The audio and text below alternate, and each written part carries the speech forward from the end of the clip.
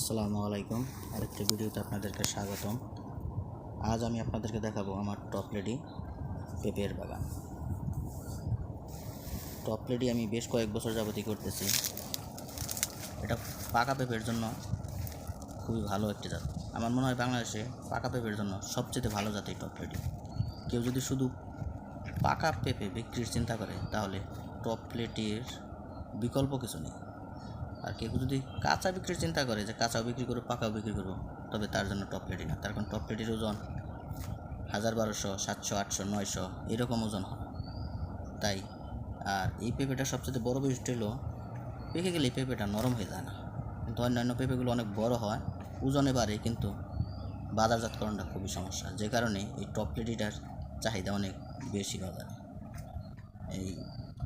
আর আমি আরও কয়েকটা জাত আবাদ করেছি, যেগুলো আপনাদেরকে আমি পরবর্তীতে দেখাবো। তাহলে আপনারা বুঝতে পারবেন আসলেই টপ লেডি এবং অন্য বাগানের সাথে পার্থক্যটা কী। এই টপ লেডি পেঁপের রোগ প্রতিরোধ ক্ষমতা বেশ ভালোই, খারাপ না। তবে এবছর অতি বর্ষণের জন্য ছত্রাকজনিত কিছু সমস্যা হয়েছে পেঁপেতে। তবে কী ধরনের সমস্যা হয়েছে সেগুলো আমি আপনাদেরকে পরবর্তীতে জানাবো। তবে নিয়মিত স্প্রে করলে এগুলো খুব একটা সমস্যা হয় না। আমার এই বাগানগুলো দেখতেছেন, গাছগুলো মোটামুটি সবই সুস্থ আছে।